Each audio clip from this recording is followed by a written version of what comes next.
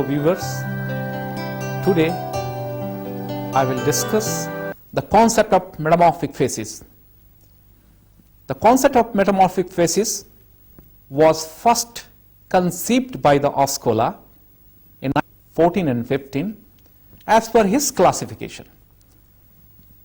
If suppose we will divide the metamorphic facies on his concept, particularly on the metamorphic facies series, we can see the division of metamorphic facies on the basis of pressure and temperature. Particularly, if suppose you will see the diagram on the screen, so we can observe the line which indicate the low pressure with increasing high pressure, high temperature, low pressure. The first facies, that is the pyroxene-Hornfels facies, in which you can see the temperature is higher and pressure is also higher.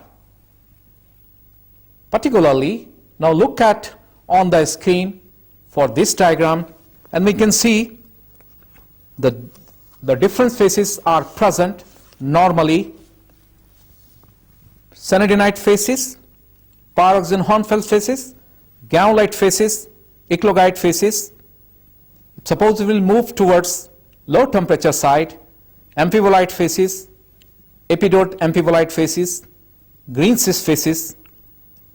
Below this, the glaucophene cyst facies and zeolite facies. Later, in 1958, Fye et al., Fye, Turner and Barugan, they have classified the metamorphic facies into two types based on pressure and temperature. And normally, on the basis of pressure, the pressure less than 4 kilobar and pressure more than 4 kilobar. Particularly, suppose we will see these classification on the screen, we can observe the classification based on Fye and Turner and Barugan. As per these classification, the first is your regional metamorphism, where pressure is more than 4 kilobar. We can observe the following facies, namely zeolite facies. The temperature varies from 200 to 400 degrees centigrade, pressure normally 4 to 5 kilobar. After that, glaucophene lawsonite facies. In this case also, temperature is nearly 200 to 400 degrees centigrade and pressure normally nearly 8 kilobar. After that, the green cyst facies, temperature is 400, 450 to 500, 550 degrees centigrade with pressure 4 to 5 kilobar. Further, with increasing temperature and pressure, the next facies is your almandine amphibolite facies. Particularly, this facies have a temperature range 500, 550 to 700, 750. Similarly, pressure is also more than 4 kilobar. And further is your gaulite facies, where temperature is nearly 700, 750 to 870 degrees centigrade. And further ahead, that is your eclogite facies, where temperature is high as well as pressure more than 8 kilobar. So these are the facies particularly in regional metamorphism, where pressure is normally above 4 kilobar. Now we look at another side where the pressure is normally less than 4 kilobar. We can observe following facies, mainly albide epidote Hornfels facies, hornblende Hornfels facies, pyroxene-Hornfels facies, and cyanidinite facies. If we compare both the classification, particularly the classification given by Oscola as well as the classification given by Fye, Turner and Berrugan 1958. Now let us see what are the difference particularly in these two classifications.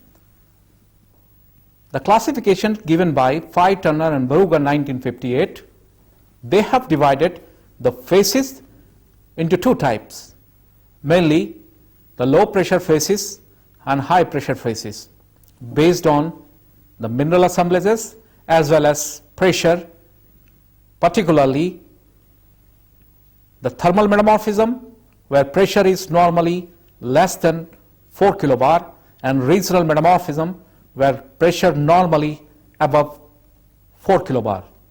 And the following phases are: in thermal metamorphism, Albite Epidote Hornfels phases, Hornblende Hornfels phases, Pyroxene Hornfels phases, and Sanidenite phases.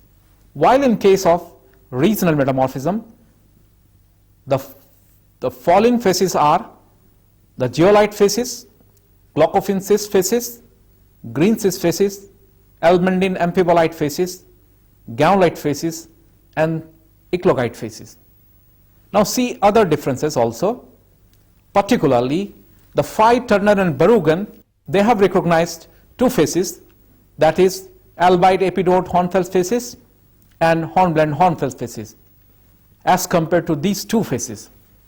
If suppose we will see the third important difference, Oscola, they have a new phases that is known as a epidote amphibolite phases, while the Fye, Turner and Berrugan, they have renamed epidote amphibolite phases as a green cyst phases.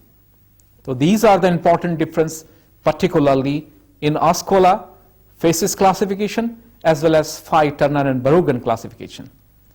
Later on, in 1960, Turner revised his classification, which was given in 1958, and classified the metamorphic phases into three different types based on mainly pressure concept: the low pressure metamorphic phases, intermediate metamorphic phases, and high pressure metamorphic phases. The low pressure metamorphic phases are, now look at on the screen and see these phases. They are normally the Albite Epidote Hornfels phases, Hornblende Hornfels phases, Pyroxene Hornfels phases, and Sanidenite phases. If you move from epidote towards Sanidenite phases, normally the temperature will increase and pressure also decrease. So particularly the Sanidenite phases are usually found near the vicinity of intrusive body, where temperature is normally very high. In the case of intermediate pressure, we can observe four important phases, and these are normally known as intermediate pressure temperature phases, and they are zeolite phases, green cyst phases, amphibolite phases, and gaulite phases. If you will move from zeolite towards gaulites, the pressure and temperature normally increase, and the rock is normally dry from zeolite towards gaulites. And last is your high pressure metamorphic phases, and in this phases normally we can find two phases. These are the blue cyst phases, that is glaucophene lawsonite phases, and eclogite phases.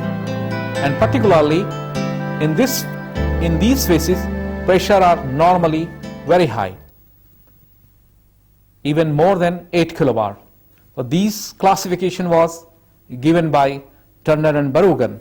Later on, Winkler in 1974-75 classified the metamorphic phases into different grades, normally a very low grade metamorphic phases, low grade metamorphic, intermediate grade, and high grade metamorphic phases. And particularly the Winkler, he summarized his observation in his textbooks third and fourth editions, particularly the Metamorphism and Petrogenesis. And if suppose we will see as per his classification, so we can observe the important phases, particularly in very low grade.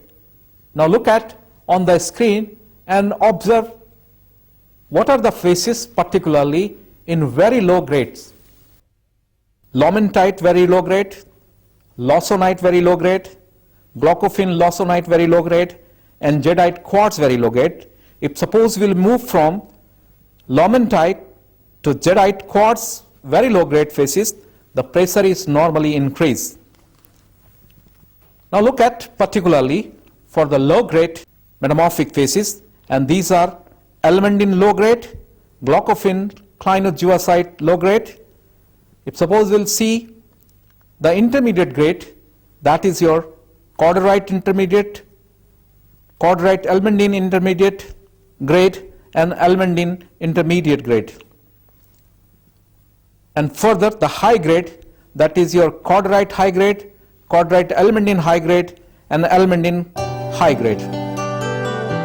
Particularly right from very low grade towards high grade metamorphic phases, every phases are depend upon the specific temperature and pressure which represent the reactions.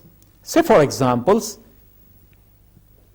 the lomentite very low grade and lawsonite very low grade is normally merged as a zeolite phases, because in this case the hollandite is normally changed into lomentite if pressure is less than 3 kilobar, and hollandite change into lawsonite when pressure is more than 3 kilobars. So later on these two phases are normally merged as a zeolite phases.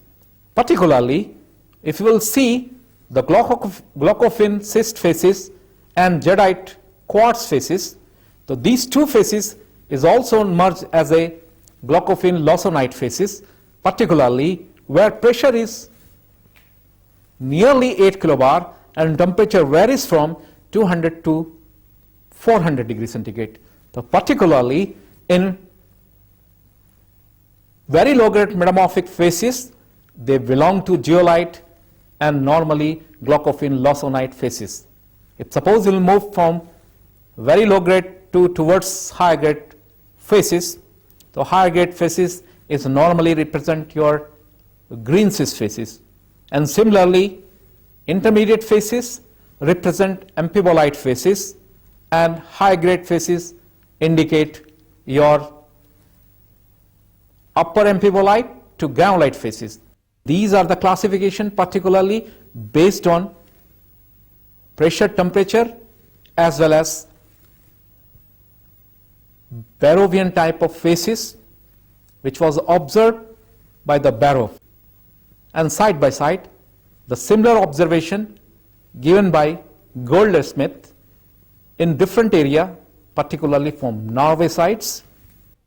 And Oscola, he compared the result of Goldsmith, and later on he concluded as per the phases series, if the same assemblages with a different conditions, in the sense with a different intrusive body, the product will be different. In other words, if suppose we'll say, let us take an example, if calcareous assemblages and if the same assemblage is suffered by a confined pressure and temperature, fixed pressure and temperature, so we can predict the assemblages. Say for example, if we will take the case of amphibolite phases, if calcareous assemblage is there like plesioclase, gracilorite, calcite with diopside, the assemblages diopside, wollastonite, plesioclase, and diopside, gracilorite, calcite. If the metamorphism is suffered by same PT condition, then very easily we can predict what are the mineral form. Now let us see the definition, particularly about the metamorphic facies. As per the definitions, a metamorphic facies is a set of metamorphic mineral assemblages repeatedly associated in space and time such that there is a constant and therefore predictable relation between minerals composition and bulk rock chemical composition. A metamorphic facies, as defined above, is the collection of mineral assemblages from above of all bulk composition and crystallize at the same PT conditions. As we have already discussed about the calcareous assemblages, because if source rock is same and the pressure temperature is also fixed, then easily we can predict the mineral assemblages. Like if suppose you will see the amphibolite facies, then on the basis of that we can say the mineral assemblages are, particularly in calcareous assemblage, the plesioclase, gracilorite, garnet, calcite and dapsite are important assemblages, particularly in calcareous. If source rock is calcareous and metamorphism is up to range of 500, 550 to 700, 750 at 5 to 7 kilobar pressure, which is normally for amphibolite facies. So these are the concept of metamorphic facies. Now let us conclude the today discussion about the Barrovian type of metamorphism along with the Buchan type of metamorphism. The Barrovian type of metamorphism are based on index minerals, particularly right from chloride zone up to sillimanite zone, which increase the grain size as well as grade of metamorphism. Particularly in Buchan type of metamorphism, normally this belong to low pressure temperature metamorphism, and mainly the andalusite sillimanite with the cordite are the important assemblages. Particularly the classification for metamorphic facies given by Oscola, Fay, Turner and Barugan, particularly the low pressure facies, intermediate pressure facies and high pressure facies. And also we have discussed something about the concept of metamorphic facies. Now it's time to conclude the today topic, and I will discuss in my next lecture about the concept of metamorphic series and type of metamorphic series. Now it's time to say goodbye to all of you. Thank you very much.